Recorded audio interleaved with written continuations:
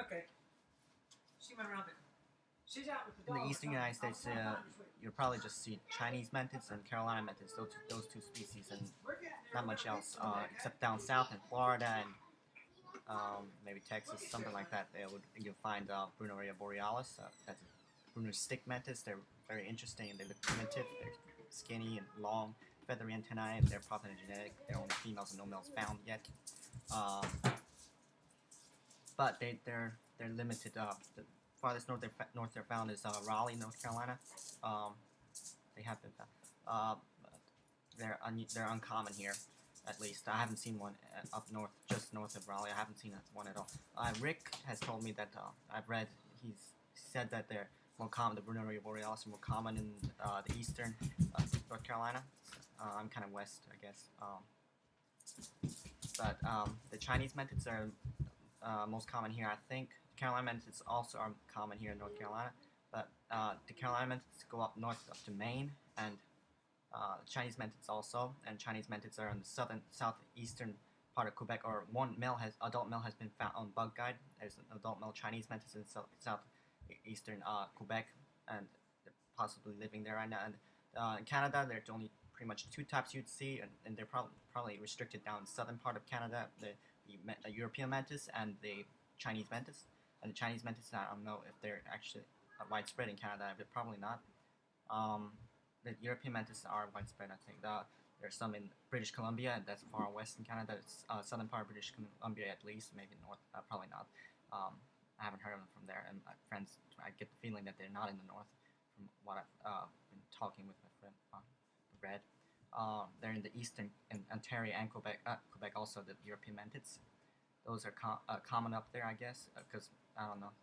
Maybe the Chinese mantids are competition for them. They're not found here in they're not really common in the eastern United States, and I don't know if they are in down southeastern United States. They were in the northeastern United States, but they're not common. One guy in Connecticut has told me they're not. He hasn't seen any, even though the state mantis insect of Connecticut, they're not there. They're uncommon there. In the West, there are different types of mantids. Several types. The most common, like in Southern California, would be European mantis probably, and the Stagmo mantis limbata bordered mantis, also called Arizona mantis, but that's not a. It's a vague common name, not a very. It could be mixed up with other species of mantises. That bordered mantis and the European mantis go up far north, and maybe up to Oregon or something. The European mantis goes even farther up to Washington State, I think, and up to British Columbia. And also there's the Californica. There's another stagmo mantis. That's the Carolina mantis or stagmo mantis also. The Californica looks similar to the California mantis. Looks very similar, kind of similar to the Carolina mantis.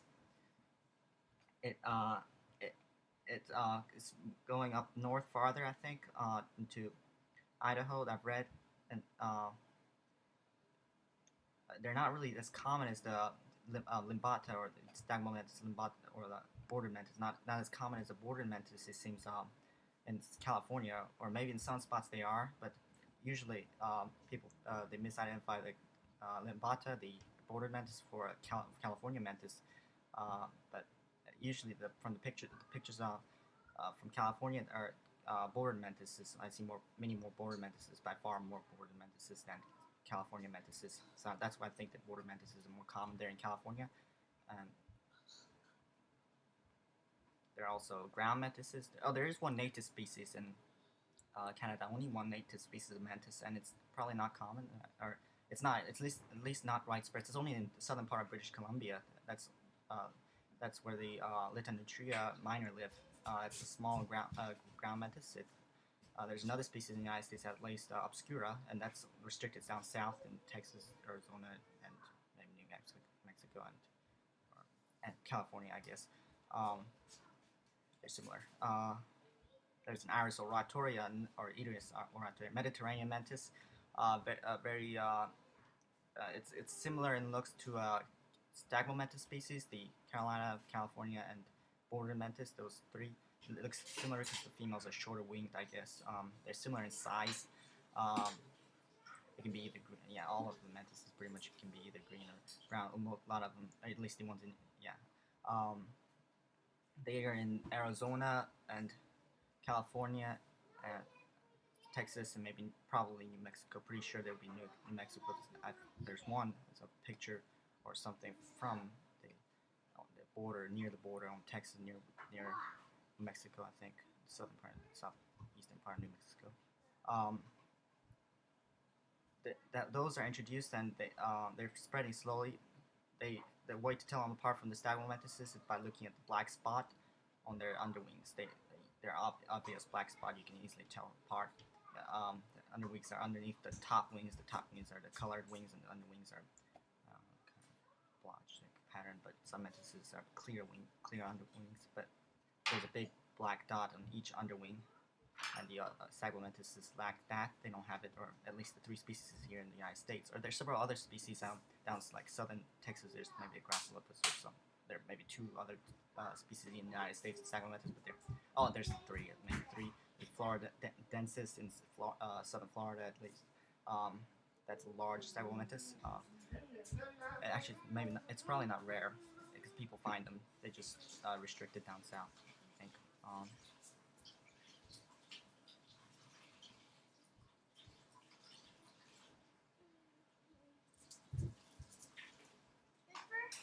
The California mantis and the stagwell mantis limbata, they're quite different in their body type and their wings.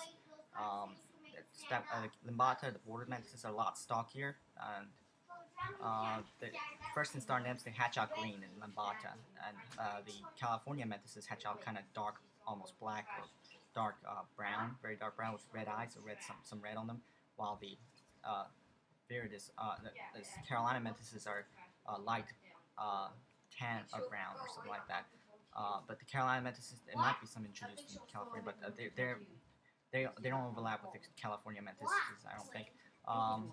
But they do overlap in like in the middle of Texas or something like that with the border mantises and the possible. I think I've heard of no. About a month now. The California mantises also have when they're adults or older, maybe not older, but yeah, probably not. When they're adults, they have black stripes on their abdomens, horizontal. At least 3 black stripes. You can see that I'll post the link below of the Yensal log. You see some pictures of those stripes on their abdomens, the California mantises, the Carolina mantises, and I don't think the Floridensis either, or the bordered mantises don't have those black stripes. And adult males, both adult males and adult females have that in California mantises. I've heard John Steinman or something like that. He's actually he said they're intermediate ones. And so maybe some will have few stripes or something. I don't know. I'll have to ask him. So possibly hybridizing stagwell mantis species. Give that to Shimchum. Goodbye. This is just a general overview of the mantises that are common. If you're in the eastern United States, just those 2. These Chinese mantis and the Carolina mantis is probably what you see. Almost always is those 2 from the pictures I see. And the other types of mantises are rare, and up north they're not. They don't live in up north. In the southern parts like South Carolina and down south to Florida, that's where there are other species of mantises like the Mantis frisea, that's a bark mantis. Those, but they're not. People don't find them as much, maybe because they're less common or they hide better. They don't come to lights or something. I don't know. They do come to lights, I would guess, but goodbye.